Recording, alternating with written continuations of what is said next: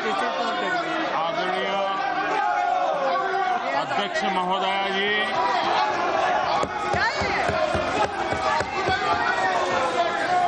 माननीय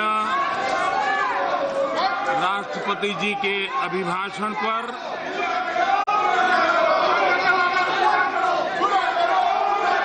उन्हें आभार व्यक्त करने के लिए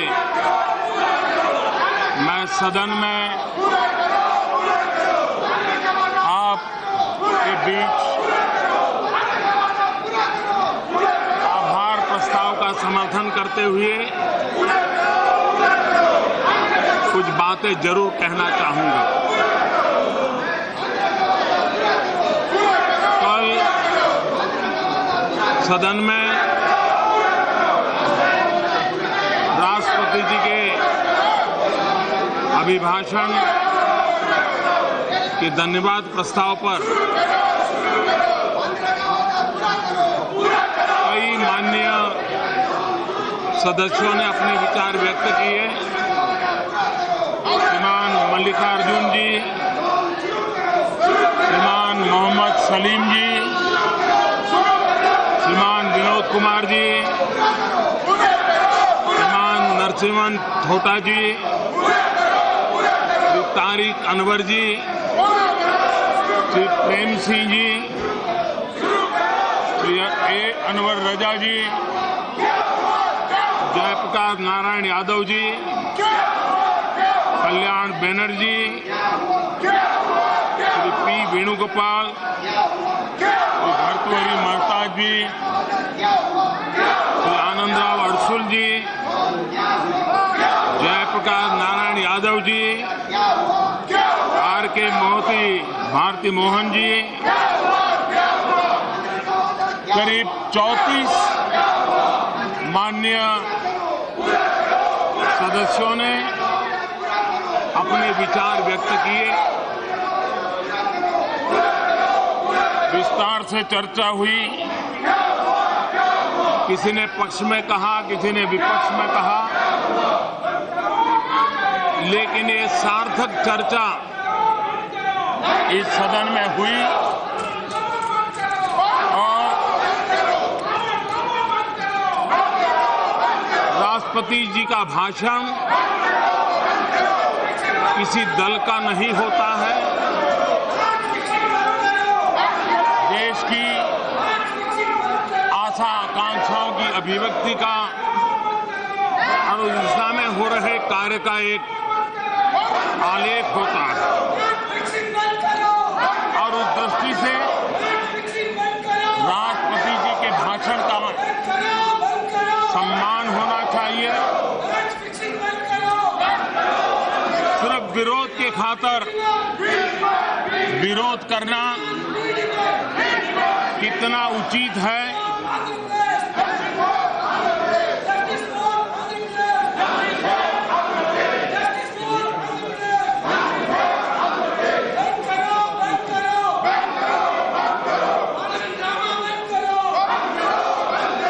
सभापति महोदय जी,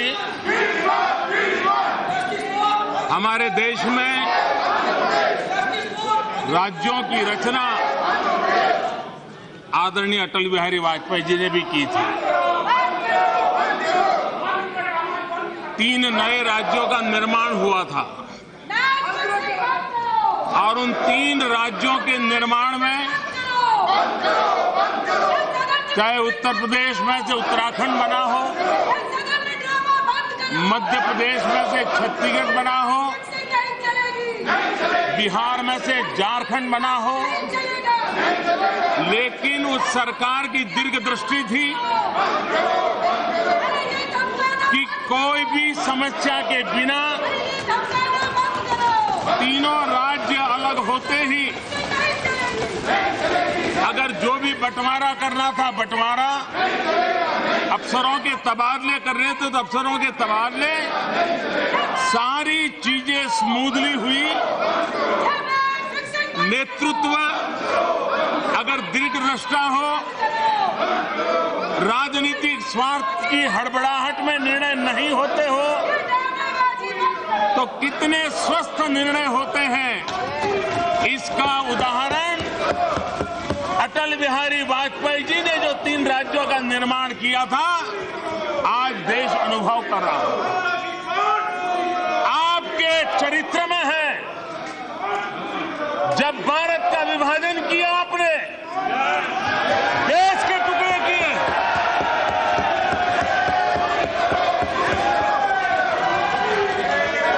और जो जहर बोया, आज आजादी के 70 साल के बाद एक दिन ऐसा नहीं जाता है कि आपके उस पाप की सजा 125 करोड़ हिंदुस्तानी न भुगत।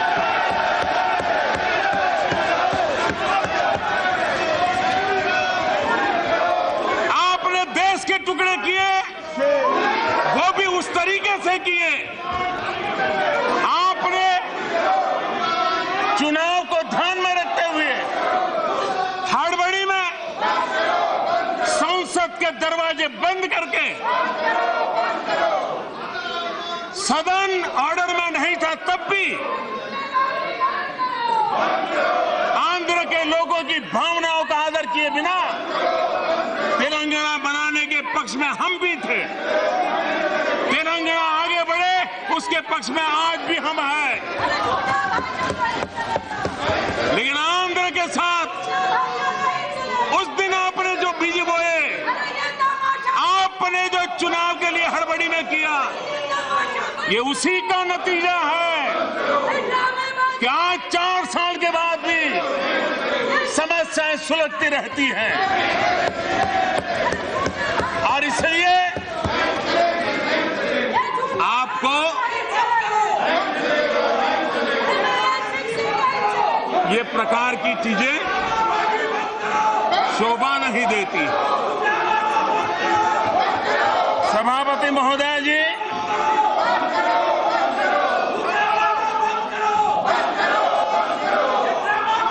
कल मैं कांग्रेस पार्टी के नेता श्रीमान खड़गे जी का भाषण सुन रहा था। मैं ये समझ नहीं पा रहा था कि वे ट्रेजरी बेंच को संबोधित कर रहे थे, कर्नाटक के लोगों को संबोधित कर रहे थे, कि अपने ही दल के नीति निर्धारकों को खुश करने का प्रयास कर रहे थे।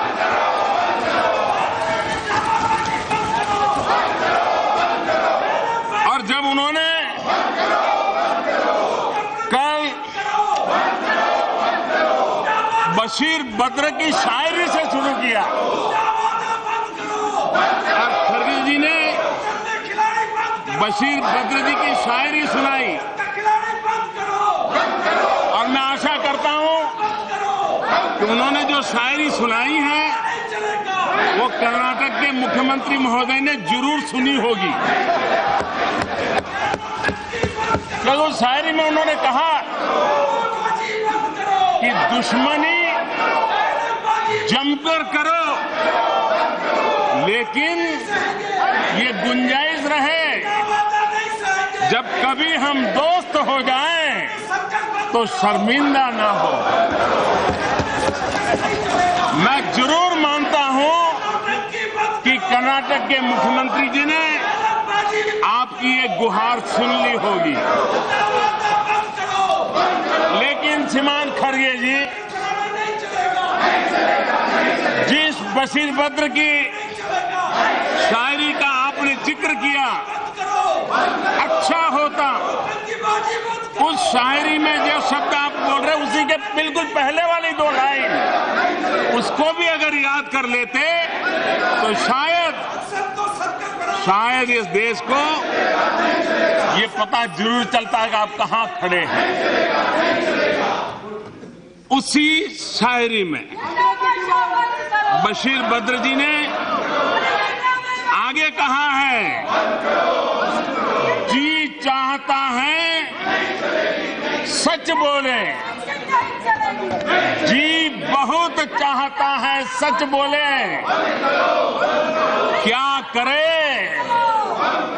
हौसला नहीं होता।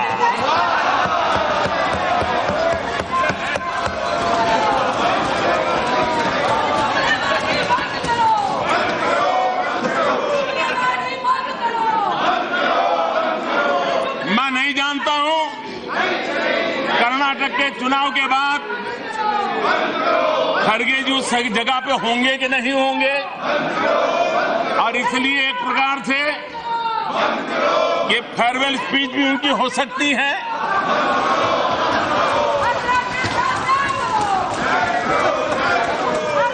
और इसलिए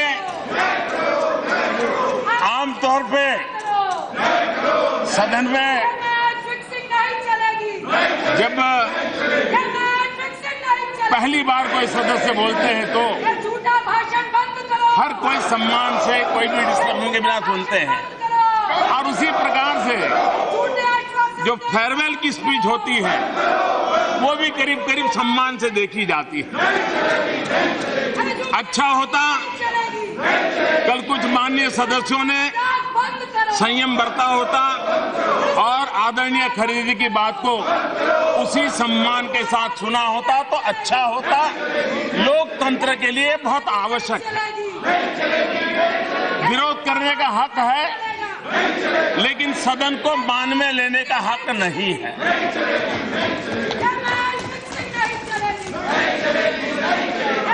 कल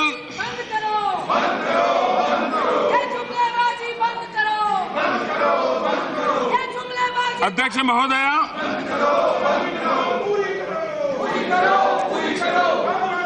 मैं देख रहा हूं कि जब भी हमारे विपक्ष में कुछ लोग हमारी किसी बात की आलोचना करने जाते हैं तो तथ्य तो कम होते हैं, लेकिन हमारे जमाने में ऐसा था, हमारे जमाने में ऐसा था, हमने ऐसा किया था, हम ये करते थे, ज्यादातर उसी कैसेट को बजाया जाता है। लेकिन ये न भूलें कि भारत आजाद हुआ, उसके बाद भी जो देश आजाद हुए वो हमसे भी तेज गति से काफी आगे बढ़ चुके। हम नहीं बढ़ पाए, मानना पड़ेगा। और आपने मां भारती के टुकड़े कर दिए, उसके बावजूद भी ये देश आपके साथ रहा था। आप उस जमाने में देश पर राज कर रहे थे। प्रारंभिक 3-4 दशक विपक्ष का एक प्रकार से नाम मात्र का विपक्ष था। वो समय था जब मीडिया का व्याप भी बहुत कम था, और जो था वो भी ज्यादातर देश का भला होगा इस आशा से शासन के साथ चलता था। रेडियो पूरी तरह आप ही के गीत गाता था और कोई स्वर वहां सुनाई नहीं देता था। और बाद में जब टीवी आया तो वो टीवी भी आप ही को पूरी तरह समर्पित था। उस समय न्यायपालिका में भी जुडिशरी की टॉप पोजीशन पर भी नियुक्तियां कांग्रेस पार्टी करती थी, पार्टी के द्वारा तय होता था। यानी इतनी लग्जरी आपको उस समय कोर्ट में न कोई पीआईएल होता था, न कोई एनजीओ की ऐसी भरमार हुआ करती थी। आपको, आप जिन विचारों से पले बड़े हो, वैसा ही माहौल उस समय देश में आपको उपलब्ध था। विरोध का नामो निशान नहीं था। पंचायत से पार्लियामेंट तक आप ही का झंडा फहर रहा था। लेकिन आपने पूरा समय एक परिवार के गीत गाने में खपा दिया। देश के इतिहास को भुला करके एक ही परिवार को देश याद रखे, सारी शक्ति उसी में लगाई। उस समय देश का जज्बा, आजादी के बाद के दिन थे, देश को आगे ले जाने का जज्बा था।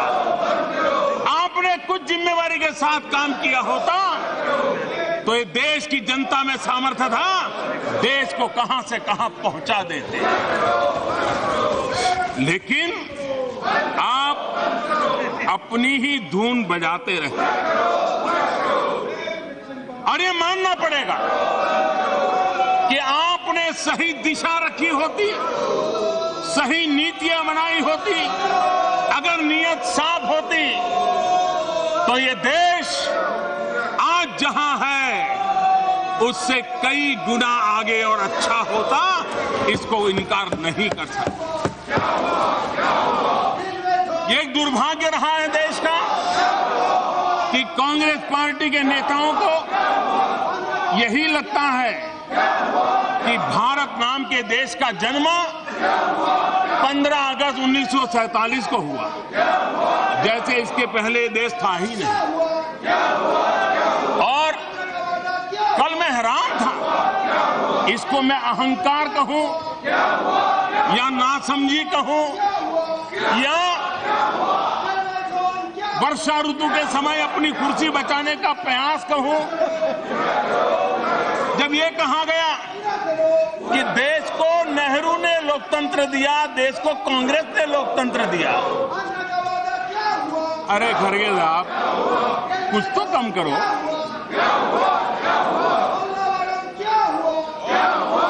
जरा मैं पूछना चाहता हूं,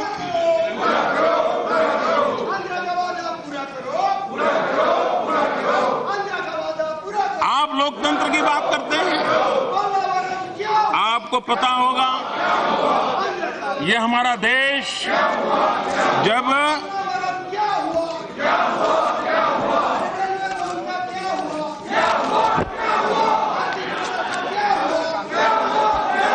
आप जो लोकतंत्र की बात करते हैं, हमारा देश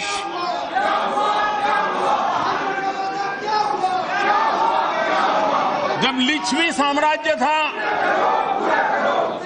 जब बुद्ध परंपराएं थी, तब भी हमारे देश में लोकतंत्र की गूंज थी। ये कांग्रेस और नेहरू जी ने लोकतंत्र नहीं दी। बौद्ध संघ एक ऐसी व्यवस्था थी जो चर्चा, विचार विमर्श और वोटिंग के आधार पर निर्णय करने की प्रक्रिया चलाता था। और श्रीमान खरगे जी, आप तो कर्नाटक से आते हो, कम से कम एक परिवार की भक्ति करके कर्नाटक के चुनाव के बाद शायद आपकी यहां बैठने की जगह बची रहे, लेकिन कम से कम जगत गुरु बसवेश्वर जी का तो अपमान मत करो। आपको पता होना चाहिए, आप कर्नाटक से आते हो, कि जगत गुरु बसवेश्वर थे जिन्होंने उस जमाने में अनुभव मंडपम नाम की व्यवस्था की, 12वीं शताब्दी में, और गांव के सारे निर्णय लोकतांत्रिक तरीके से होता था। और इतना ही नहीं, विमेन एम्पावरमेंट का काम हुआ था। उस सदन के सभा के अंदर महिलाओं का होना अनिवार्य हुआ करता था। ये जगत गुरु बसवेश्वर जी के कालखंड में लोकतंत्र को प्रस्थापित करने का काम 12वीं शताब्दी में इस देश में हुआ था। लोकतंत्र ये हमारी रगों में है, हमारी परंपरा में है। और बिहार के अंदर इतिहास गवाह है, लिच्छवी साम्राज्य के समय किस प्रकार से हमारे यहाँ, अगर हम प्राचीन इतिहास की तरफ गौर करें तो हमारे यहाँ गणराज्य की व्यवस्था हुआ करती थी 2500 साल पहले। ये भी लोकतंत्र की परंपरा थी। सहमति असहमति को हमारे यहाँ मान्यता थी। आप लोकतंत्र की बात करते हो, श्रीमान मनमोहन जी की सरकार में मंत्री रहे हुए और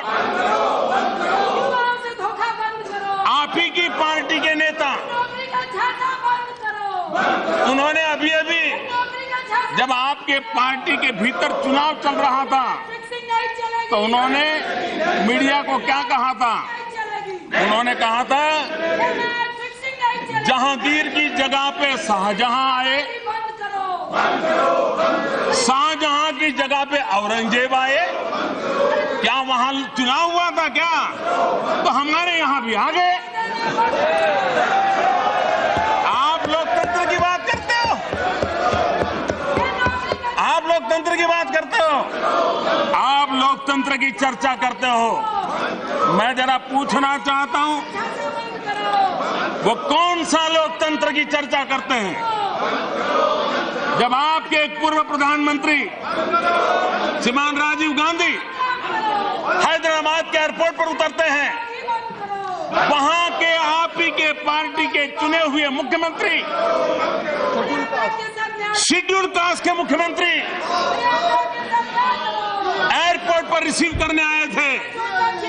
और लोकतंत्र में विश्वास की बातें करने वाले लोग, जिस नेहरू जी के नाम पर आप लोकतंत्र की सारी परंपरा समर्पित कर रहे हो, श्रीमान राजीव गांधी ने हैदराबाद एयरपोर्ट पर उतर करके एक दलित मुख्यमंत्री, उनको खुलेआम अपमानित किया था।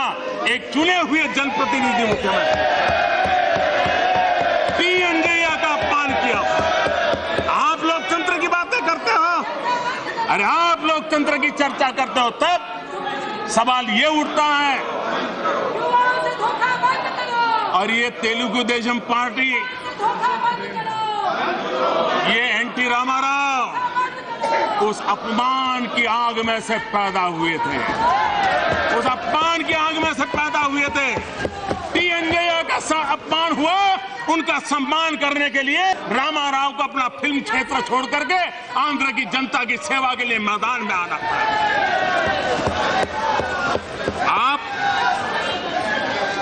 आप लोकतंत्र की बात समझा रहे हो? इस देश में 90 से अधिक बार धारा 356 का दुरुपयोग करते हुए राज्य सरकारों को, उन राज्यों में उभरती हुई पार्टियों को आपने उखाड़ के फेंक दिया। आपने पंजाब में अकाली दल के साथ क्या किया? आपने तमिलनाडु में क्या किया? आपने केरल में क्या किया? इस देश के लोकतंत्र को आपने पनपने नहीं दिया। आप अपने परिवार के लोकतंत्र को लोकतंत्र मानते हो और देश को आप गुमराह कर रहे हो। इतना ही नहीं, कांग्रेस पार्टी का लोकतंत्र, जब आत्मा की आवाज उठती है तो उनका लोकतंत्र दबोच जाता है।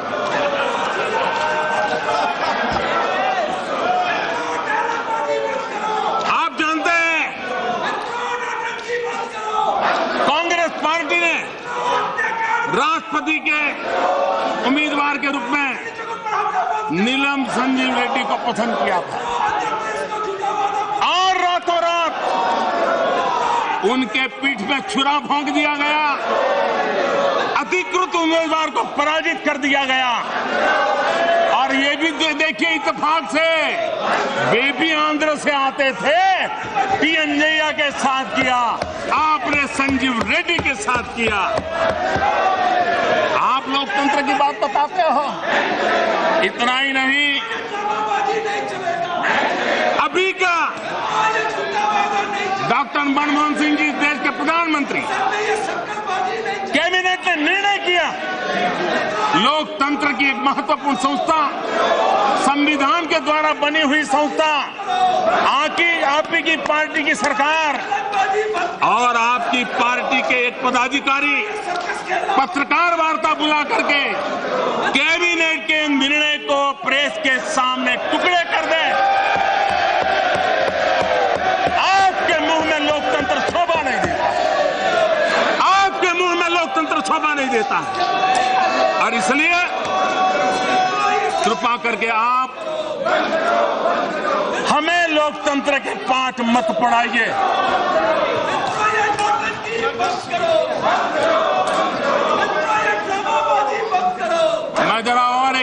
की बात आज बताना चाहूं। क्या सच नहीं है? जब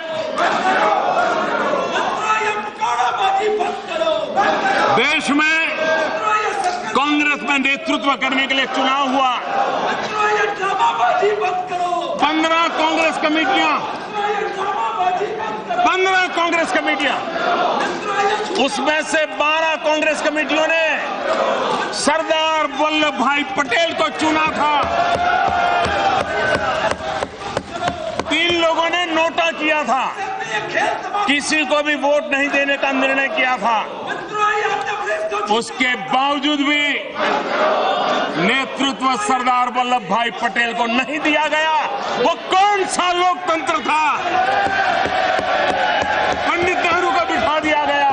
अगर देश के पहले प्रधानमंत्री सरदार वल्लभ भाई पटेल होते तो मेरा कश्मीर का ये हिस्सा आज पाकिस्तान के पास न होता।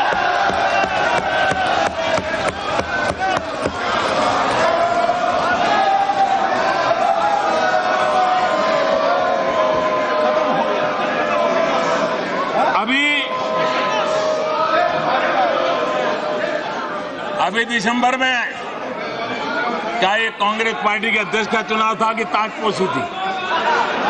आप ही के पार्टी के एक नौजवान ने आवाज उठाई, वो अपना उम्मीदवारी पत्र भरना चाहता था, आपने उसको भी रोक दिया। आप लोकतंत्र की बातें करते हो। मैं जानता हूं ये आवाज दबाने के लिए इतनी कोशिश नाकाम रहने वाली है,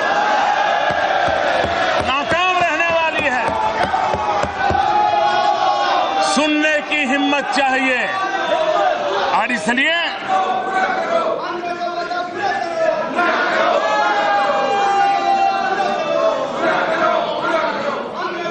अध्यक्ष महोदया,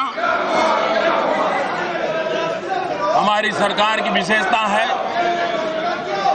हम ऐसे एक वर्क कल्चर को लाए हैं जिस वर्क कल्चर में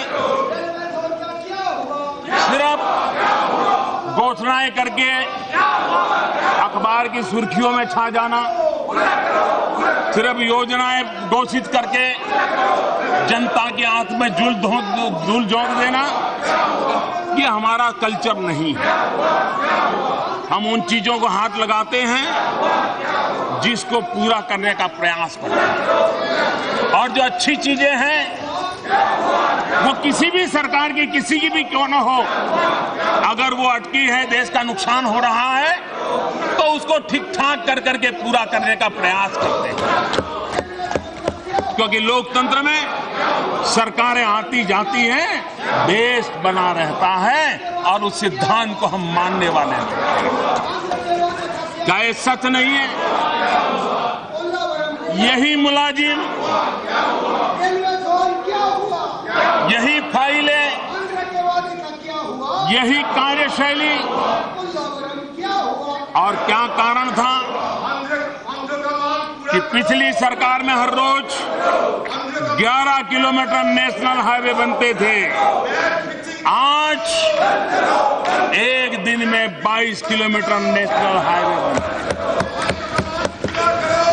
रोड आप भी बनाते हैं, रोड हम भी बनाते हैं। पिछली सरकार के आखिरी 3 सालों में 80,000 किलोमीटर सड़कें बनी।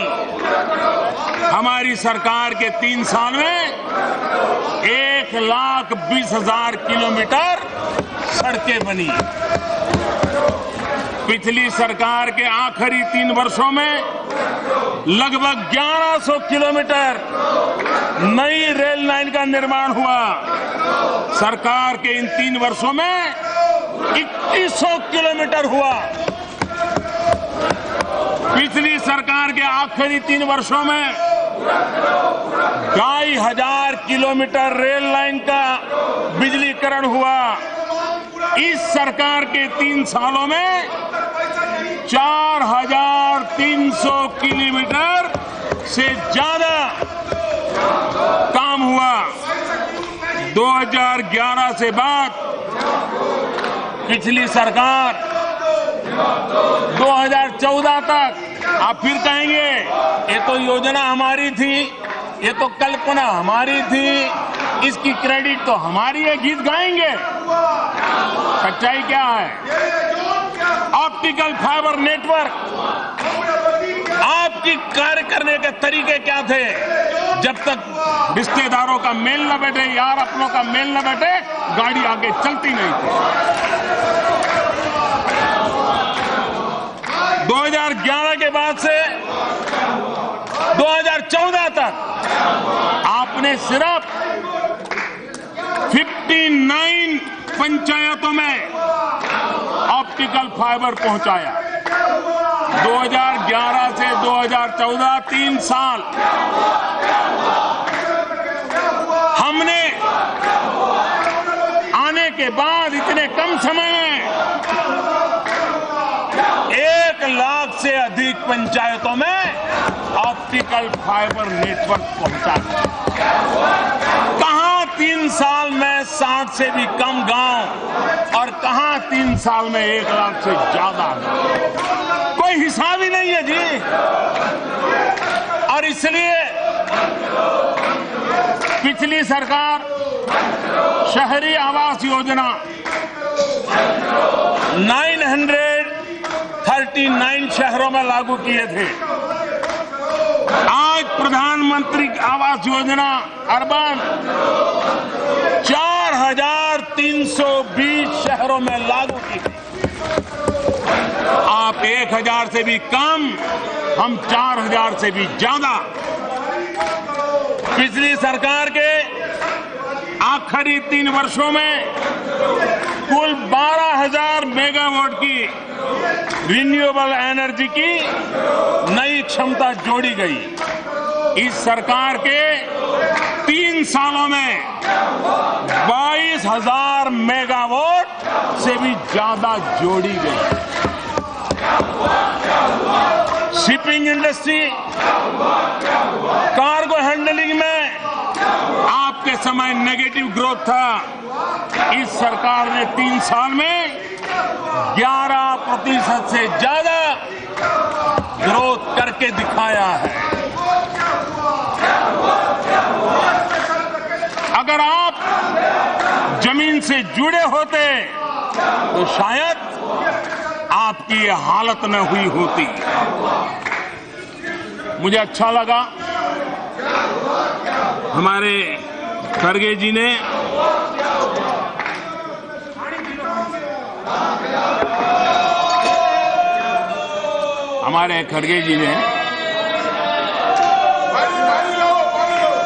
दो चीजें, एक तो रेलवे और दूसरा कर्नाटक, और खड़गा जी का एकदम सीना फूल जाता है। आपने बीदर कलबुर्गी रेल लाइन का जिक्र किया। जरा देश को इस सच्चाई का पता होना चाहिए। ये बात कांग्रेस के मुंह से कभी किसी ने सुनी नहीं होगी, कभी नहीं बोले होंगे, उद्घाटन समारोह में भी नहीं बोले होंगे, शिलान्यास में भी नहीं बोले होंगे। सत्य स्वीकार करिए कि ये बीदर कलबुर्गी 110 किलोमीटर की नई रेल लाइन का प्रोजेक्ट अटल बिहारी वाजपेयी की सरकार में मंजूर हुआ था और 2013 तक आपकी सरकार रही। आप स्वयं रेल मंत्री रहे।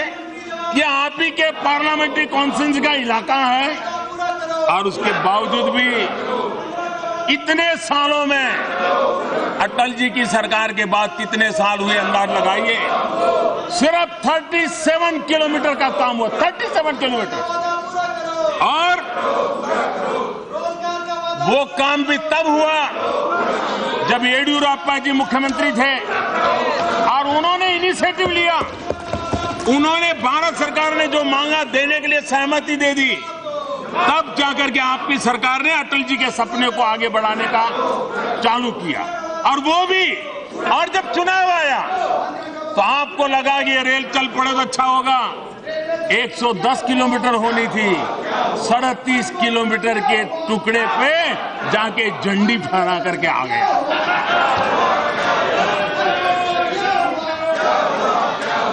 और हमने आकर के इतने कम समय में 72 किलोमीटर का जो बाकी काम था पूरा किया।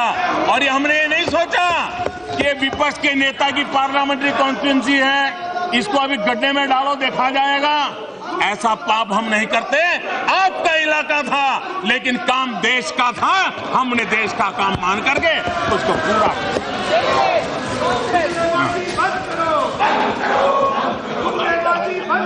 और उस पूरी योजना का लोकार्पण मैंने किया तो भी आपके दर्द हो रहा है। इस दर्द की दवा शायद देश की जनता ने बहुत पहले कर दी है।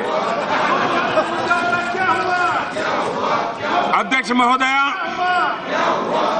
दूसरी एक चर्चा कर रहे हैं बाड़मेर की रिफाइनरी की। चुनाव प्राप्त करने के लिए चुनाव के पहले पत्थर पे नाम जड़ जाएगा तो गाड़ी चल जाएगी। आपने बाड़मेर रिफाइनरी में जाकर के पत्थर जड़ दिए, नाम लिखवा दिया, लेकिन जब हम आकर के कागजात देखे तो जो शिलान्यास हुआ था रिफाइनरी का वो सारा का सारा कागज पे था। जमीन पे न मंजूरी थी, न जमीन थी, न भारत सरकार के साथ कोई फाइनल एग्रीमेंट था। और चुनाव को ध्यान में रखते हुए आपने वहां भी पत्थर जड़ दिया। आपकी गलतियों को ठीक करते, उस योजना को सही स्वरूप देने में भारत सरकार को और राजस्थान सरकार को इतनी माथापच्ची करनी पड़ी, तब बड़ी मुश्किल से उसको निकाल पाए और आज उस काम को प्रारंभ कर दिया है। असम में एक ढोला सादिया ब्रिज, ये ढोला सादिया ब्रिज, ये जब हमने उद्घाटन किया तो जरा कुछ लोगों को तकलीफ हो गई और कह दिया ये तो हमारा था, बड़ा आसान है। ये कभी नहीं बोले हैं जब उस ब्रिज का काम आगे बढ़ रहा था। कभी सदन में सवाल उठे हैं, कभी ये कहने की ईमानदारी नहीं दिखाई कि ये काम भी अटल बिहारी वाजपेयी की सरकार में निर्णित हुआ था। और वो भी हमारे बीजेपी के एक विधायक, उन्होंने विस्तार से अध्ययन करके मांग की थी और अटल जी ने उस मांग को माना था और उसमें से ये बना था। और 2014 में हमारी सरकार बनने के बाद नॉर्थ ईस्ट, उत्तर पूर्व के इलाकों को हमने प्राथमिकता दी और उसको तेज गति से आगे बढ़ाने का काम हमने किया और तब जाकर के वो ब्रिज बना। इतना ही नहीं, मैं गर्व से कह सकता हूं ये सरकार है जो देश में आज सबसे लंबी सुरंग, सबसे लंबी गैस पाइपलाइन, सबसे लंबा समंदर के अंदर ब्रिज, सबसे तेज ट्रेन, ये सारे निर्णय यही सरकार कर सकती है और समय सीमा में आगे बढ़ा रही है। इसी कालखंड में 104 सैटेलाइट छोड़ने का विक्रम भी इसी कालखंड में होता है। इस बात का इनकार नहीं किया जा सकता है जो राष्ट्रपति जी ने अपने अभिभाषण में उल्लेख किया। और मैं कहना चाहूंगा लोकतंत्र कैसा होता है, शासन में रहे हुए हर एक का सम्मान कैसा होता है। लाल किले पर से भाषण निकाल दीजिए, आजादी के सभी कांग्रेस के नेताओं के लाल किले से भाषण निकाल दीजिए, एक भाषण में किसी ने ये कहा हो कि देश में जो प्रगति हो रही है उसमें सभी सरकारों का योगदान है, भूतपूर्व सरकारों का योगदान है, ऐसा एक वाक्य लाल किले पर से कांग्रेस के नेताओं ने बोला हो तो जरा इतिहास खोल करके ले आइए। ये नरेंद्र मोदी लाल किले पर से कहता है कि देश आज जहां है पुरानी सभी सरकारों का भी योगदान है, राज्य सरकारों का भी योगदान है और देशवासियों का योगदान है, खुलेआम स्वीकार करने की हमारी हिम्मत है और ये हमारे चरित्र में है। मैं आज बताना चाहता हूं, गुजरात में जब मुख्यमंत्री था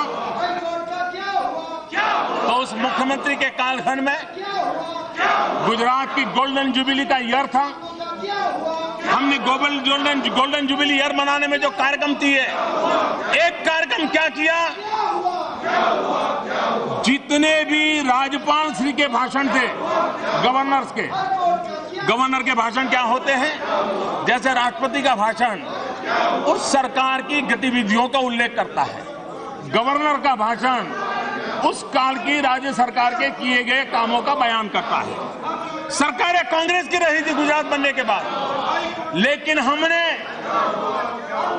गुजरात बना तब से लेकर के 50 साल की यात्रा में जितने भी गवर्नरों के भाषण थे, जिसमें सभी सरकारों के काम का ब्यौरा था, उसका ग्रंथ प्रसिद्ध किया और उसको आर्काइव में रखने का काम किया।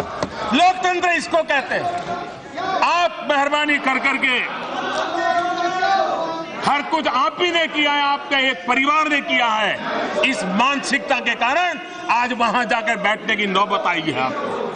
आपने देश को स्वीकार नहीं किया और इसलिए आज ये कारण है कि 2 गुनी रफ्तार से सड़कें बन रही हैं, रेलवे लाइनें तेज गति से आगे बढ़ रही हैं, पोर्ट डेवलपमेंट हो रहे हैं, गैस पाइपलाइन बिछ रही है, बंद पड़े फर्टिलाइजर प्लांट उसको खोलने का काम चल रहा है, करोड़ों घरों में शौचालय बन रहे हैं और रोजगार के नए अवसर उपलब्ध हो रहे हैं। मैं जरा कांग्रेस के मित्रों से पूछना चाहता हूं,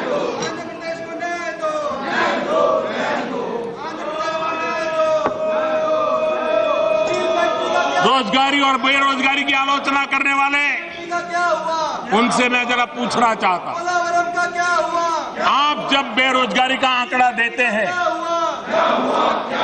तो आप भी जानते हैं, देश भी जानता है, मैं भी जानता हूं कि आप बेरोजगारी का आंकड़ा पूरे देश का देते हैं। अगर बेरोजगारी का आंकड़ा पूरा देश के है तो रोजगारी का आंकड़ा भी पूरे देश का बनता है। अब आपको हमारी बात पर भरोसा नहीं होगा, मैं जरा कहना चाहता हूं और आप रिकॉर्ड तपास लीजिए। पश्चिम बंगाल की सरकार, कर्नाटक की सरकार, उड़ीसा की सरकार और केरल की सरकार, हम तो है नहीं वहां, न कोई एनडीए है।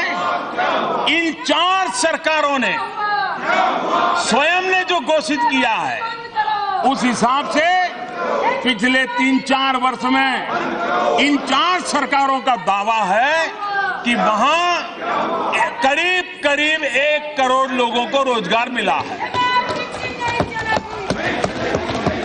क्या आप उनको भी इनकार करोगे क्या? क्या आप उस रोजगार को रोजगार नहीं मानोगे क्या? बेरोजगारी देश की और पूरे देश में रोजगारी का काम, और मैं इसमें देश के आर्थिक रूप से समृद्ध राज्यों की चर्चा नहीं कर रहा, भाजपा की सरकारों की चर्चा नहीं कर रहा हूं, एनडीए की सरकारों की चर्चा नहीं कर रहा हूं। मैं उन सरकारों की चर्चा कर रहा हूं जो सरकार में आपके लोग बैठे हैं और रोजगार के क्लेम वो कर रहे हैं। या तो आप नकार कर दीजिए कि आपकी कर्नाटक सरकार रोजगार के जो आंकड़े बोल रही है झूठे बोल रही है, बोल लो। और इसलिए देश को गुमराह करने की कोशिश मत कीजिए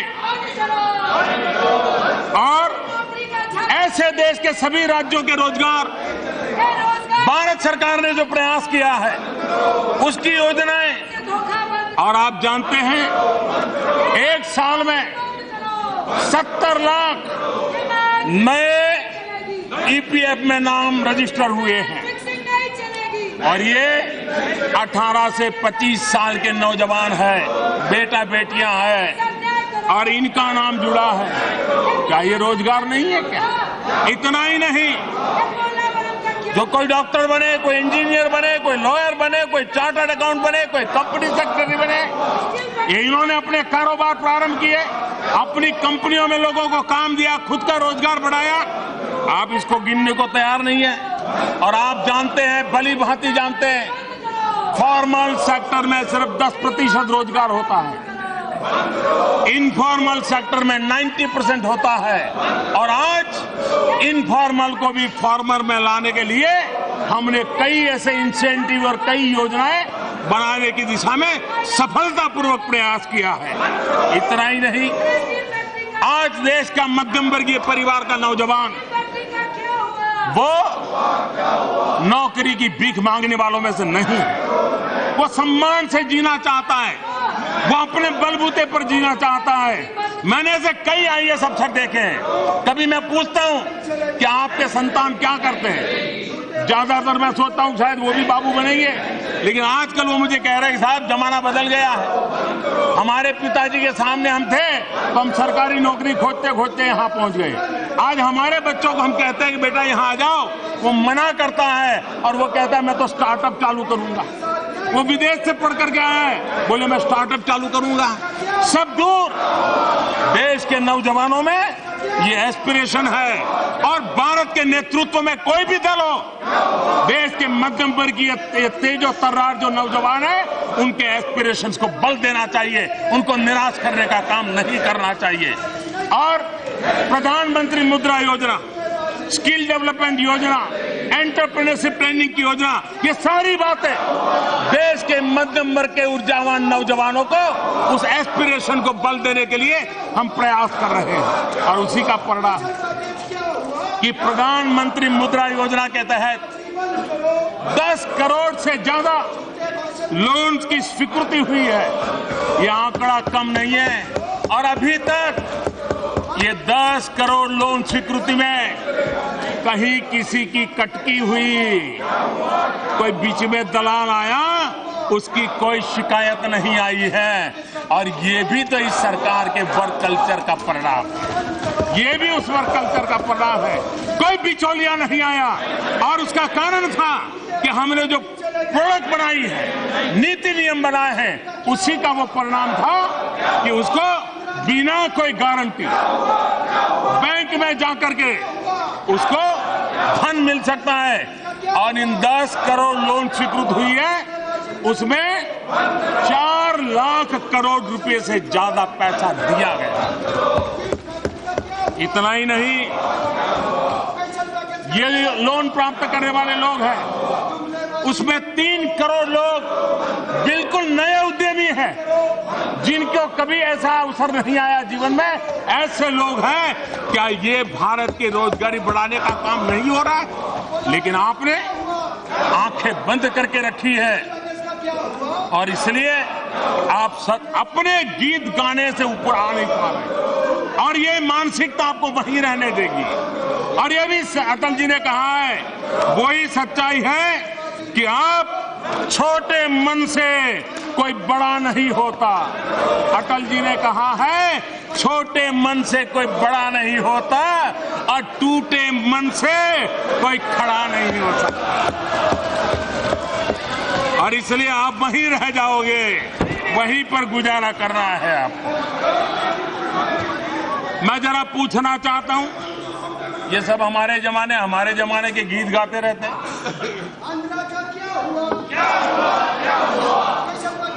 80 के दशक में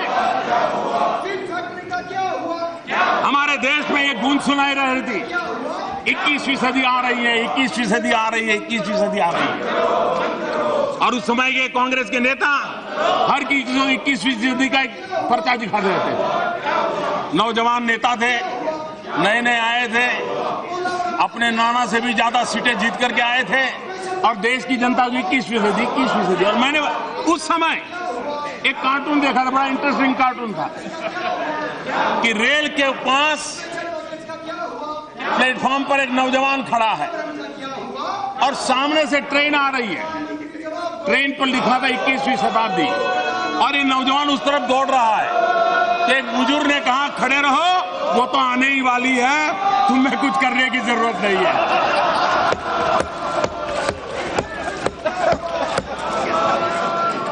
कि 80 के दशक में 21वीं शताब्दी के सपने दिखाए जाते थे, सारी देर 21वीं सदी के भाषण सुनाए जा रहे थे, और 21वीं सदी बात करने वाली सरकार इस देश में एविएशन पॉलिसी तक नहीं ले पाई। अगर 21वीं सदी में एविएशन पॉलिसी नहीं होगी, वो कैसी 21वीं सदी का आपने सोचा? बैलगाड़ी वाली? यही आप चल रहे हैं। भाइयों बहनों,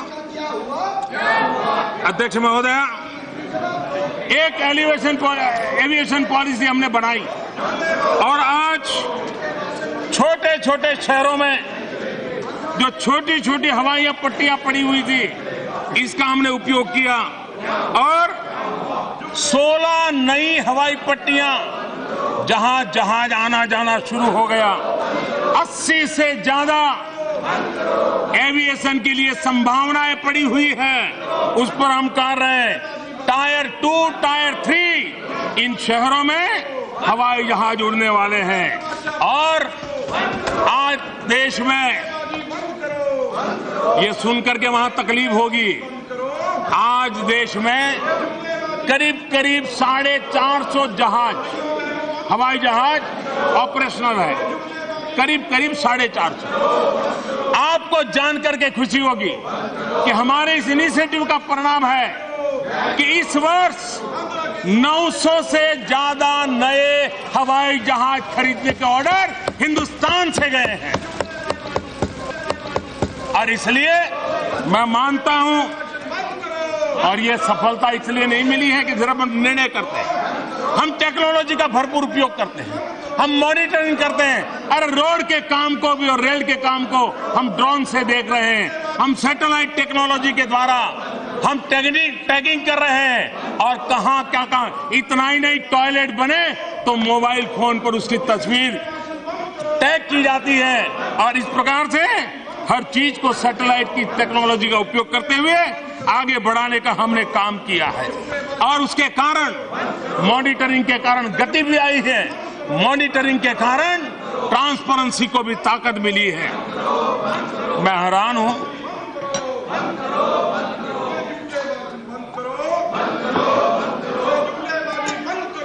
अगर आधार, मुझे बराबर याद है जब हम चुनाव जीत करके आए, आप ही की तरफ से आशंकाएं पैदा की गई थी कि मोदी आधार को खत्म कर देगा, ये हमारी योजना है, मोदी पटक देगा, मोदी आधार को आने नहीं देगा।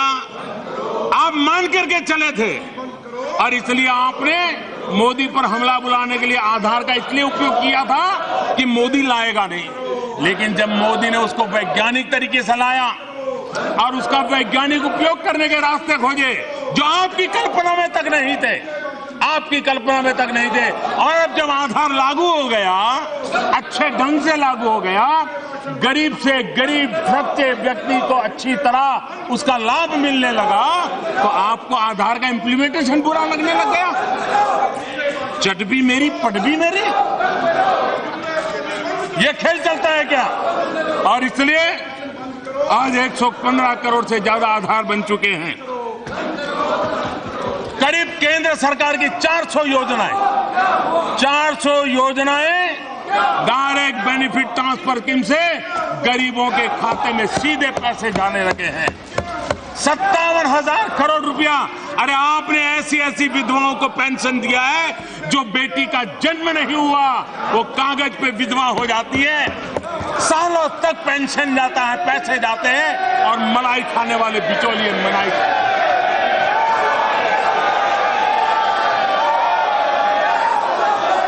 विधवा के नाम पर, बुजुर्गों के नाम पर, दिव्यांगों के नाम पर सरकारी खजाने से निकले पैसे बिचौलियों के जेब में गए हैं और राजनीति चलती रही। आज आधार के कारण डायरेक्ट बेनिफिट ट्रांसफर से आप दुखी, ऐसा नहीं है। आपका दुख का कारण है। ये जो बिचौलियों की जाल थी, वो बिचौलियों की जाल खत्म हुई है और इसलिए जो रोजगार गया है बिचौलियों का गया है, जो रोजगार गया है बेईमानों का गया है, जो रोजगार गया है देश को लूटने वालों का गया है।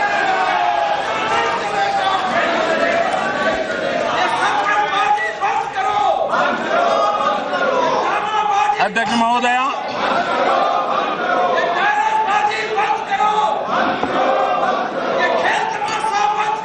अध्यक्ष महोदया,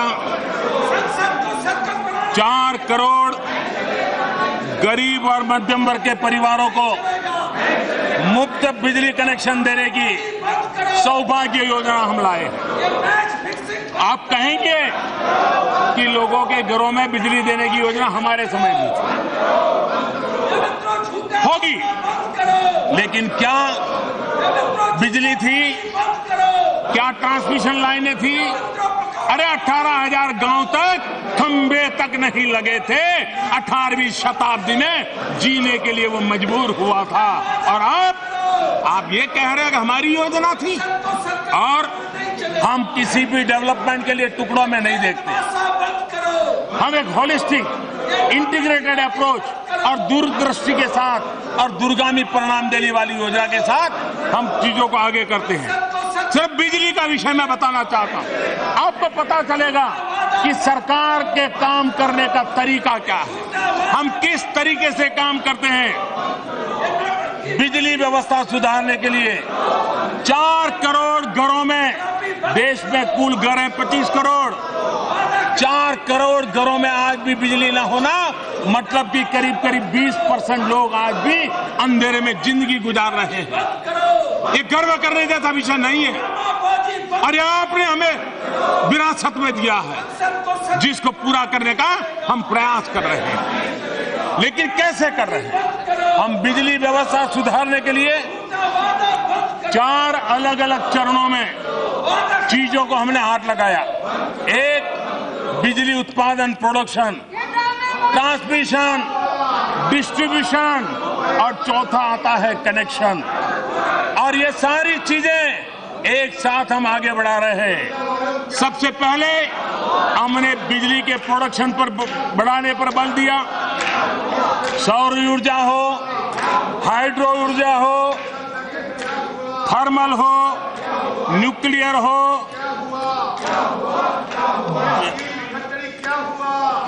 जो भी क्षेत्र से बिजली हो सकती है और उस पर हमने बल देकर के बिजली का उत्पादन बढ़ाया। ट्रांसमिशन नेटवर्क में हमने तेज गति से वृद्धि की। पिछले 3 सालों में 1.5 लाख करोड़ रुपए से अधिक प्रोजेक्ट पर काम किया। ये पिछली सरकार के आखिरी 3 वर्षों की तुलना में 83% ज्यादा है। हमने स्वतंत्रता के बाद देश में कुल स्थापित ट्रांसमिशन लाइन, इसमें 2014 के बाद 31%, यानी आजादी के बाद जो था उसमें 31% अकेले हमने आकर के बढ़ाया। ट्रांसफार्मर कैपेसिटी पिछले 3 साल में 49% हमने बढ़ाई है। कश्मीर से कन्याकुमारी, कच्छ से कामरूप निर्बाध रूप से बिजली को ट्रांसमिशन करने के लिए सारा नेटवर्क का काम हमने खड़ा कर दिया है। पावर डिस्ट्रीब्यूशन सिस्टम मजबूत करने के लिए 2015 में उज्ज्वल डिस्कॉम एश्योरेंस योजना यानी कि उदय योजना और राज्यों को साथ लेकर के एमओयू करके आगे बढ़ाई है। बिजली डिस्ट्रीब्यूशन कंपनियों में बेहतर ऑपरेशनल और फाइनेंशियल मैनेजमेंट स्थापित हो, उस पर हमने बल दिया है। इसके बाद कनेक्शन के लिए, घर में बिजली पहुंचाने के लिए सौभाग्य योजना लॉन्च की है। एक तरफ बिजली पहुंचाना, दूसरी तरफ बिजली बचाना। हमने 28 करोड़ एलईडी बल्ब बांटे। मध्यम वर्ग का परिवार जो घर में बिजली का उपयोग करता है, 28 करोड़ बिजली के बल्ब पहुंचने के कारण 15,000 करोड़ रुपया बिजली का बिल बचा है, जो मध्यम वर्ग परिवार के जेब में बचा है। देश के मध्यम वर्ग को लाभ हुआ है। हमने वेस्टेज ऑफ टाइम भी बचाया है।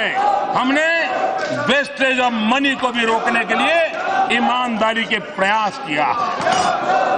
अध्यक्ष महोदया,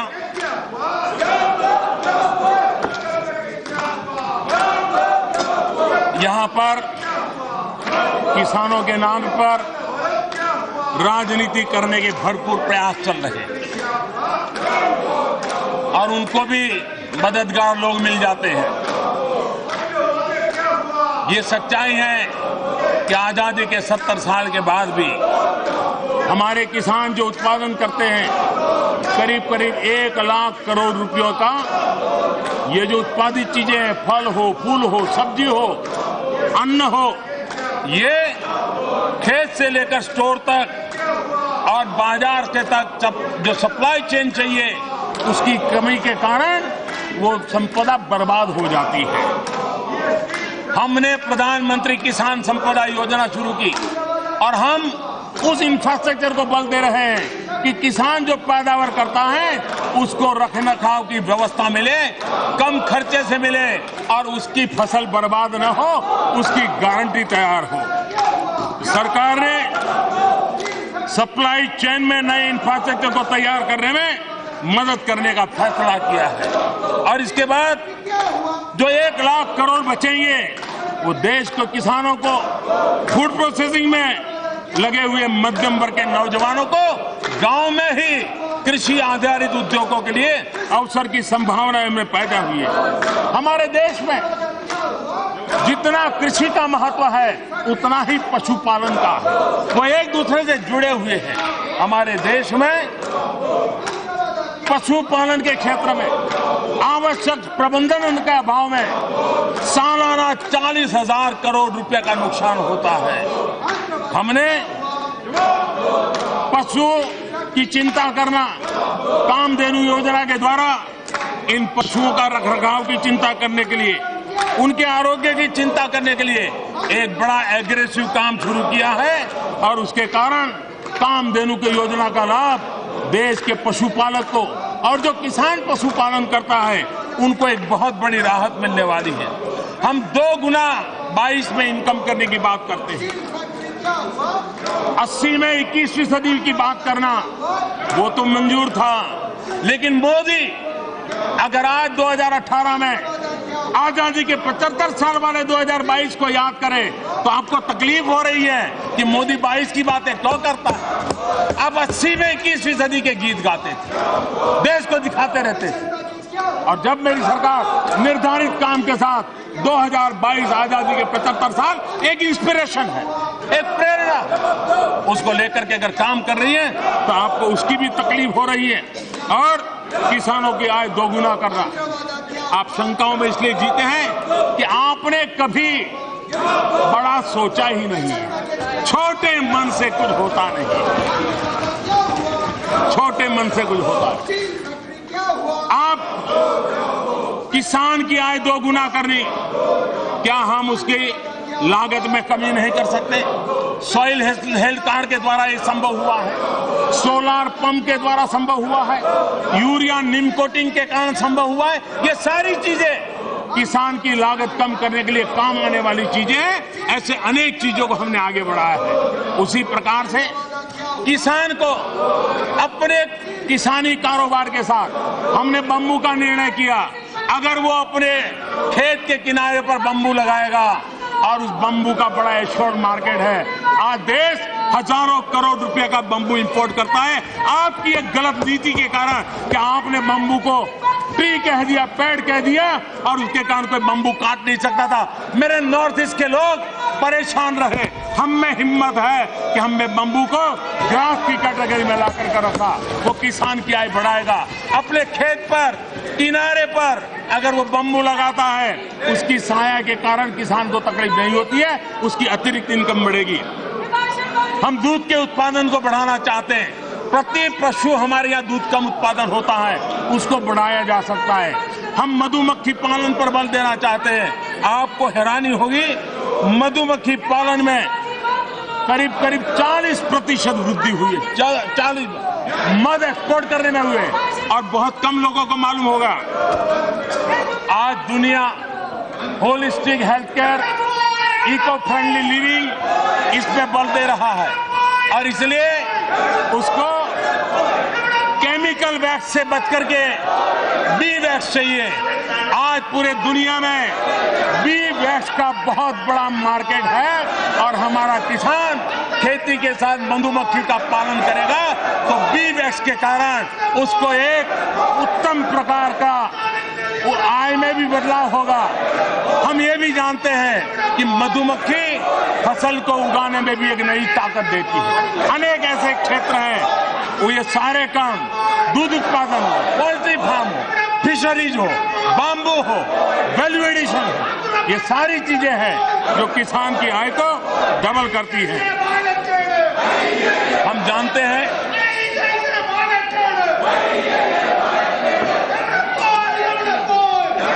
जो लोग सोचते थे आधार कभी आएगा नहीं, आ गया। उनको ये भी परेशानी थी कि जीएसटी नहीं आएगी और हम सरकार को दबोचते रहेंगे। अब जीएसटी आ गई तो क्या करें? तो नया खेल खेलो। ये खेल चल रहा है। कोई देश की राजनीतिक नेतागिरी देश को निराश करने का काम कभी नहीं करती, लेकिन कुछ लोगों ने इस काम का रास्ता अपनाया है। आज सिर्फ जीएसटी के कारण लॉजिस्टिक में जो फायदा हुआ है, हमारी ट्रक पहले जितना समय उसका जाता था वेस्टेज, जाम के कारण, टोल टैक्स के कारण आज उसका वो बच गया और हमारे ट्रांसपोर्टेशन की कैपेसिटी को 60% डिलीवरी की ताकत नहीं आई है।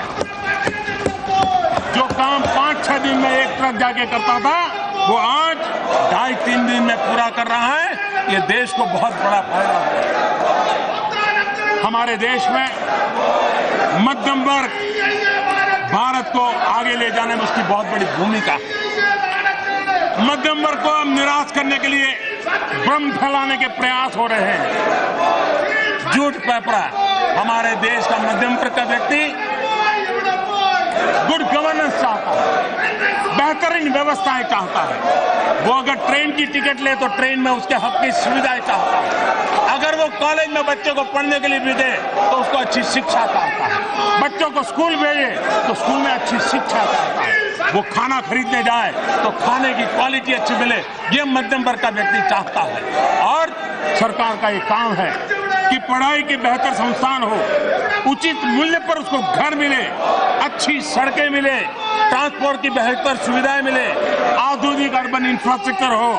मध्यम वर्ग की आशा आकांक्षाओं को पूरा करने के लिए, ईज ऑफ लिविंग के लिए ये सरकार ढेर सारे कदम करके क्या कर रही है। हमने, और ये सुन करके हैरान हो जाएंगे लोग, एंट्री लेवल इनकम टैक्स दुनिया में 5% की दर पर सबसे कम अगर कहीं है तो भारत हिंदुस्तान में है, जो गरीबों को किसी समृद्ध देश में भी नहीं, समृद्ध देश में भी नहीं है, वो हमारे यहाँ है। 2000 के पहले बजट में टैक्स से छूट की सीमा 50,000 रुपया बढ़ाकर 2.5 लाख रुपया कर दिया गया था। इस वर्ष बजट में 40,000 रुपये का स्टैंडर्ड डिडक्शन हमने मंजूर कर दिया है। सीनियर सिटीजन को टैक्स में छूट का भी प्रावधान किया है। मध्यम वर्ग को करीब 12,000 करोड़ रुपया का सालाना नया फायदा ये जुड़ता जाए, ये काम हमारी सरकार ने किया है। प्रधानमंत्री आवास योजना शहरी 31,000 करोड़ रुपए से ज्यादा खर्च हमने किया है। ब्याज में पहली बार इस देश में मध्यम वर्ग के लोगों को ब्याज में राहत देने का काम इस सरकार ने किया है। नए एम्स, नई आईआईटी, नए आईआईएम, 11 बड़े शहरों में मेट्रो, 32 लाख से ज्यादा स्ट्रीट लाइट एलईडी कर दी गई है। और इसलिए नए उद्यमों, एमएसएमई, ये कोई इनकार नहीं कर सकता। एमएसएमई क्षेत्र के साथ जुड़े लोग ये मध्यम वर्ग और उच्च मध्यम वर्ग 250 करोड़ के टर्नओवर पर हमने टैक्स रेट 30% से कम करके 25% करके मध्यम वर्गीय समाज की बहुत बड़ी सेवा की है। 5% दिया है। 2 करोड़ रुपए तक कारोबार करने वाले सभी व्यापारियों को केवल बैंकिंग चैनलों के माध्यम से लेन देन करते हैं। सरकार उनकी आय को टर्नओवर का 8% नहीं 6% मानती है, यानी उन्हें टैक्स में 2% का लाभ होगा। जीएसटी में 1.5 करोड़ रुपए तक की टर्नओवर वाले कारोबार को कंपोजिशन स्कीम के दी गई और टर्नओवर का केवल 1% ही भुगतान। ये भी दुनिया में सबसे कम हिंदुस्तान में करने वाली ये सरकार है। माननीय अध्यक्ष महोदय, जनधन योजना 31 करोड़ से ज्यादा गरीबों के बैंक अकाउंट खोला। 18 करोड़ से ज्यादा गरीबों को स्वास्थ्य सुरक्षा की बीमा योजना का लाभ हो। 90 पैसे प्रतिदिन या 1 रुपया महीना, इतना अच्छा प्रोडक्ट वाला बीमा हमने देश को गरीबों को दिया।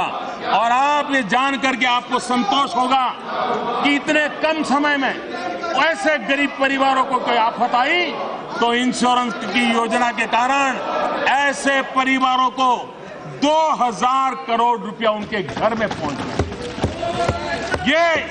ये असामान्य काम हुआ है। उज्ज्वला योजना के तहत 3 करोड़ 30 लाख मां बहनों को, गरीब मां बहन, अरे गैस का कनेक्शन के लिए ये एमपीओ के कुर्ते पकड़ करके चलना पड़ता था। हम सामने से जाकर के गैस कनेक्शन दे रहे हैं। और अब संख्या हमने 8 करोड़ करने का निर्णय किया है। आयुष्मान भारत योजना, मैं हैरान हूं, क्या देश के गरीब को स्वास्थ्य सुविधा मिलनी चाहिए कि नहीं? गरीब पैसों के अभाव में इलाज करवाने नहीं जाता है, वो मृत्यु को पसंद करता है, लेकिन बच्चों के लिए वो कर्ज छोड़ करके जाना नहीं चाहता है। क्या ऐसे गरीब निम्न मध्यम वर्ग के परिवार की रक्षा करने का निर्णय गलत हो सकता है क्या? हाँ, आपको लगता है कि इस प्रोडक्ट में कोई बदलाव करना है, अच्छे पॉजिटिव सुधार लेकर के आइए। मैं स्वयं समय देने के लिए तैयार हूं ताकि देश के गरीबों को 5 लाख रुपया तक सालाना खर्च करे, उसके काम आए सरकार। लेकिन आप उसके लिए भी इस प्रकार के बयानबाजी कर रहे हैं। अच्छी योजना है, जरूर मुझे सुझाइए, हम मिल बैठ करके नक्की करेंगे, तय करेंगे। लेकिन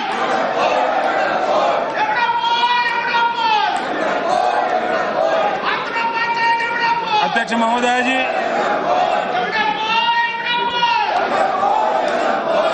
हमारी सरकार ने जो कदम उठाए उसने सरकार के समाज के भी सोचने के तौर तरीके में बदलाव किया। जनधन योजना गरीब का आत्मविश्वास बढ़ाया है, बैंक में पैसे जमा कर रहा है, रुपए डेबिट कार्ड उपयोग कर रहा है, वो भी अपने आप को समृद्ध परिवारों की बराबरी का देखने लगा है।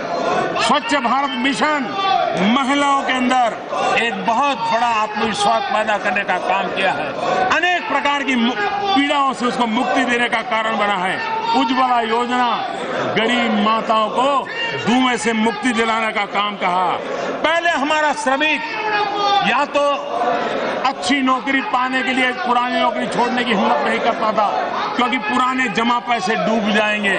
हमने उसके अनक्लेम 27,000 करोड़ रुपया यूनिवर्सल अकाउंट नंबर देकर के उस तक पहुंचाने का काम किया है। और आगे गरीब मजदूर जहां जाएगा उसका बैंक अकाउंट में 7 साल चलता जाएगा।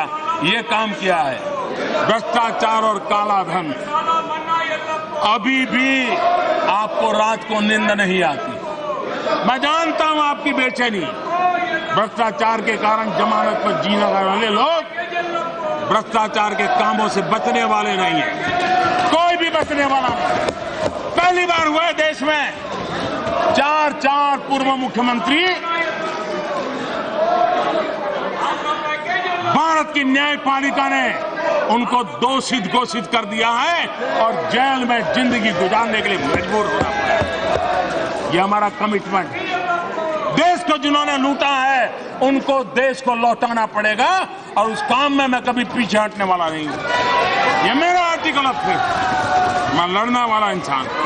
और इसलिए आज देश में एक ईमानदारी का माहौल बना, एक ईमानदारी का उत्सव है।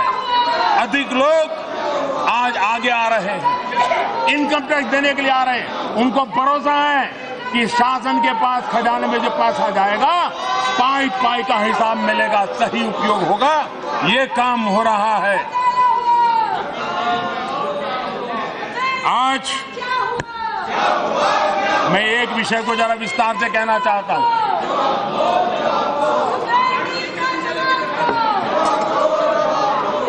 कुछ लोगों को झूठ बोलो, जोर से झूठ बोलो, बार बार झूठ बोलो, ये फैशन हो गई है। हमारे वित्त मंत्री ने बार बार इस बात को कहा है, तो भी उनकी मदद करने चाहने वाले लोग सत्य को दबा देते हैं और झूठ बोलने वाले लोग चौराहे पर खड़े रह करके जोरों से झूठ बोलते रहते हैं। और वो मसला है एनपीए का। मैं इस सदन के माध्यम से, अध्यक्ष महोदय आपके माध्यम से आज देश को भी कहना चाहता हूं कि आखिर एनपीए का मामला है क्या। देश को पता चलना चाहिए कि एनपीए के पीछे ये पुरानी सरकार के कारोबार है और 100% पुरानी सरकार जिम्मेवार, 1% भी कोई और नहीं है।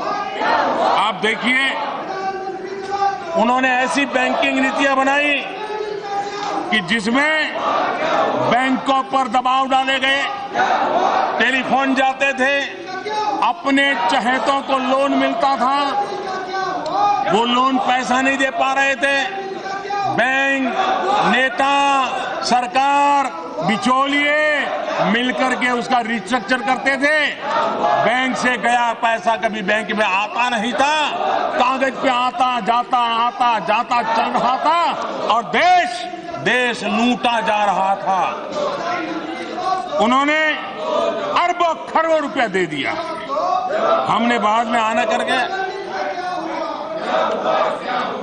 आते ही हमारे ध्यान में विषय आया, अगर मुझे राजनीति करनी होती तो मैं पहले ही दिन देश के सामने वो सारे तथ्य रख देता। लेकिन ऐसे समय बैंकों की एक दुर्दशा की बात देश के अर्थतंत्र को तबाह कर देती। देश में एक ऐसा संकट का माहौल आ जाता, उससे निकालना मुश्किल हो जाता। और इसलिए आपके पापों को देखते हुए, जानते हुए, सबूत होते हुए मैंने मौन रखा, मेरे देश की भलाई के लिए। आपके आरोप में सहता रहा देश की भलाई के लिए। लेकिन अब बैंकों को हमने आवश्यक ताकत दी है। अब समय आ गया है कि देश के सामने सत्य आना चाहिए। ये एनपीए आपका पाप था। और मैं आज इस पवित्र सदन में खड़ा रह करके कह रहा हूं, मैं लोकतंत्र के मंदिर में खड़ा रह करके कहता हूं, हमारी सरकार आने के बाद एक भी ऐसी लोन हमने नहीं दी है जिसको एनपीए की नौबत आई हो।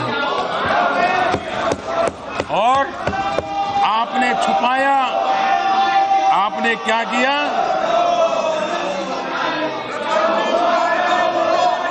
आपने आंकड़े गलत दिए। जब तक आप थे आपने बताया कि एनपीए 36% है। हमने जब देखा और 2014 में हमने कहा भाई झूठ नहीं चलेगा, सच करो, जो होगा देखा जाएगा। और जब सारे कागजात खंगालना शुरू किया तो आपने जो देश को बताया था वो गलत आंकड़ा था। 82% एनपीए था, 82%।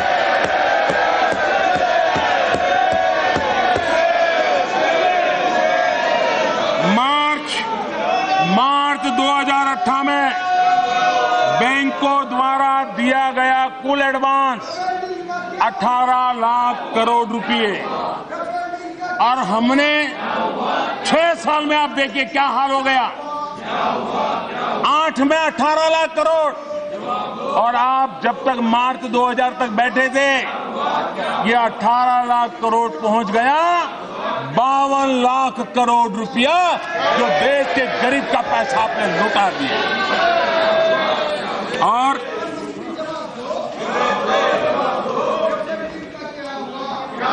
लगातार आप रिस्ट्रक्चर करते रहे, कागज पे हाँ लोन आ गया लोन दे दिया, लोन आ गया लोन दे दिया। आप ऐसे ही उनको बचाते रहे, क्योंकि बीच में बिचौलिए थे, क्योंकि वो आपके चहेते थे, क्योंकि आपका कोई न कोई उसमें हित सधा हुआ था, और इसलिए आपने ये काम किया। हमने तय किया कि जो भी तकलीफ होगी सहेंगे, लेकिन साफ सफाई, और मेरा स्वच्छता अभियान सिर्फ चौराहे तक नहीं है, मेरा स्वच्छता अभियान इस देश के नागरिकों के हक के लिए इन आचार विचार में भी है, और इसलिए हमने इस काम को किया है। हमने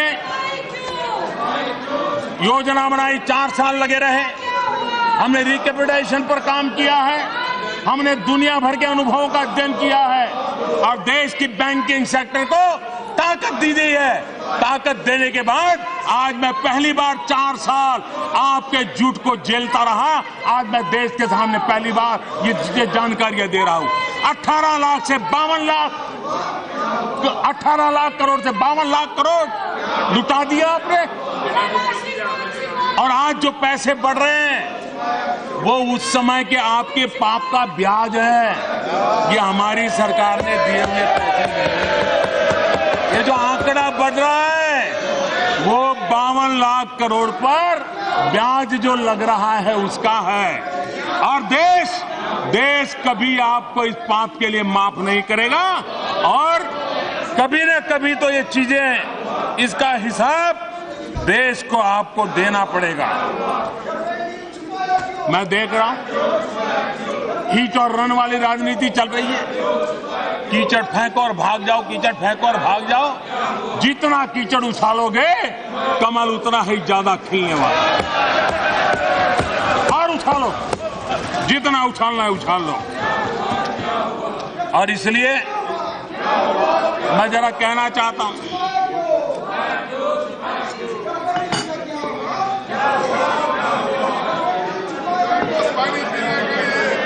अब इसमें मैं कोई आरोप नहीं करना चाहता, लेकिन देश तय करेगा क्या है।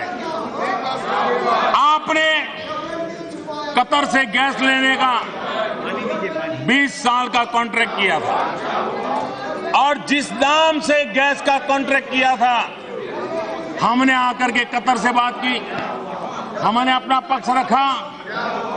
भारत सरकार बंधी हुई थी, आप जो सौदा कर गए थे हमको उसको निभाना था, क्योंकि देश की सरकार की अपनी विश्वसनीयता होती है। लेकिन हमने उनको तथ्यों के सामने रखा, हमने उनको कन्विंस किया, और मेरे देशवासियों को खुशी होगी अध्यक्ष महोदया, ये पवित्र सदन में मुझे कहते हुए संतोष हो रहा है कि हमने कतार को रिनेगोशिएशन किया, और गैस की जो हम खरीदी करते थे करीब 8,000 करोड़ रुपया देश का हमने बचाया।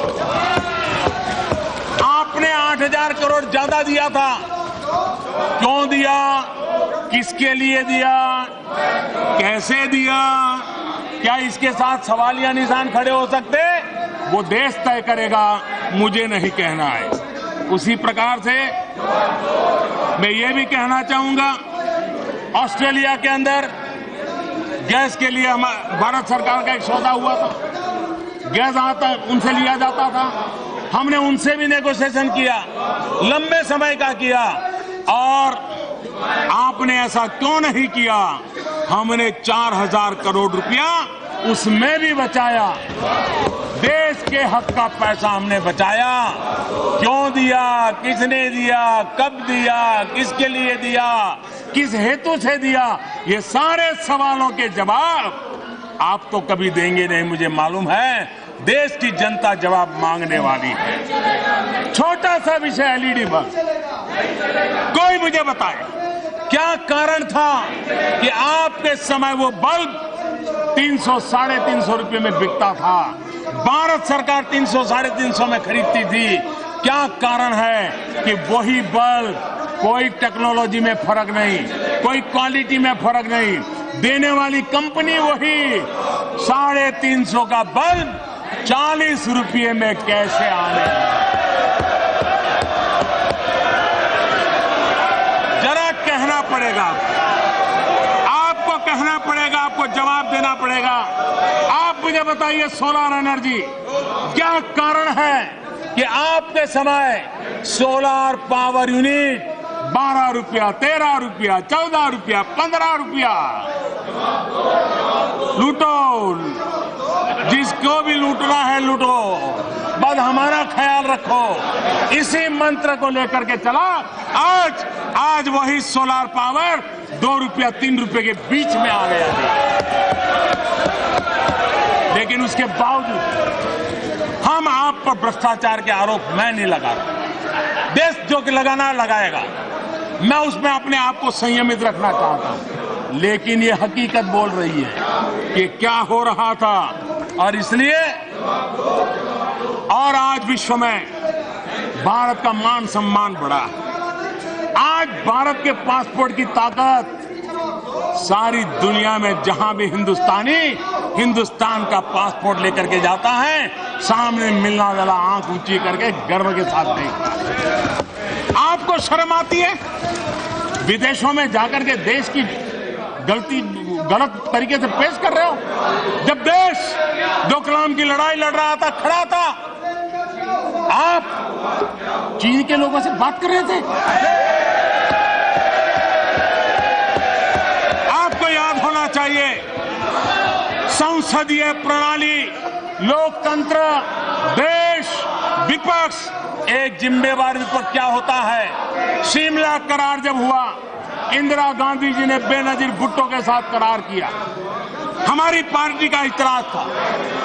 लेकिन इतिहास गवाह है कि अटल बिहारी वाजपेयी इंदिरा जी का समय मांगा, इंदिरा जी को मिलने गए और उनको बताया कि देश हित में ये गलत हो रहा है। बस हमने बाहर आकर के उस समय देश का कोई नुकसान नहीं होने दिया था।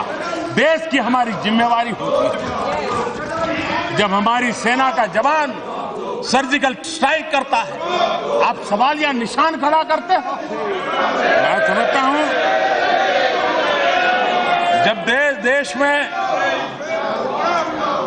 एक कॉमनवेल्थ गेम हुआ, इस देश में एक कॉमनवेल्थ गेम हुआ, अभी भी कैसी कैसी चीजें लोगों के मन में सवाल या निशान बनी। इस सरकार में आने के बाद 54 देशों का इंडिया अफ्रीका समिट हुआ,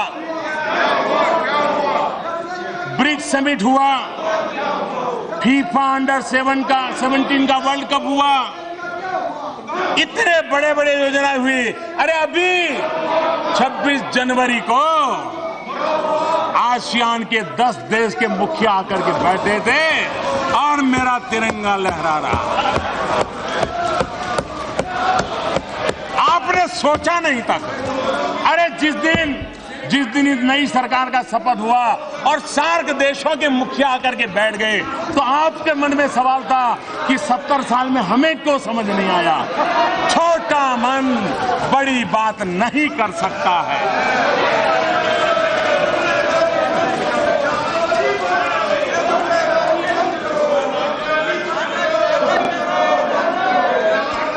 अध्यक्ष महोदय,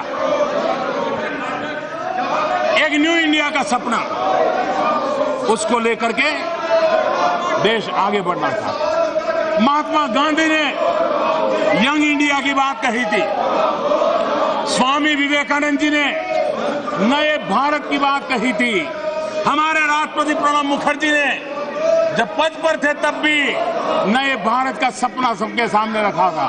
आओ हम सब मिलकर के नया भारत बनाने के संकल्प को पूर्ण करने के लिए अपनी जिम्मेवारियों को निर्वाह करें। लोकतंत्र में आलोचना एक लोकतंत्र की ताकत है, ये होनी चाहिए, तभी तो अमृत निकलता है। लेकिन लोकतंत्र झूठे आरोप करने का अधिकार नहीं देता है। अपनी राजनीतिक रोटियां सेकने के लिए देश को निराश करने का हक नहीं देता है।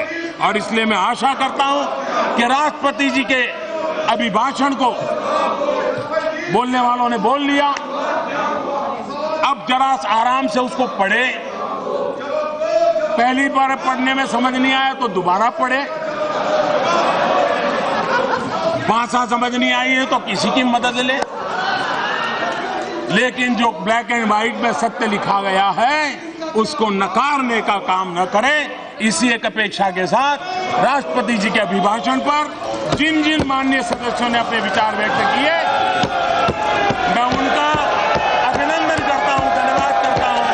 और मैं सबको कहता हूं कि सर्वसम्मति से राष्ट्रपति जी के अभिभाषण को हम स्वीकार करें। इसी एक अपेक्षा के साथ आपने जो समय दिया, मैं आपका बहुत बहुत आभारी हूं।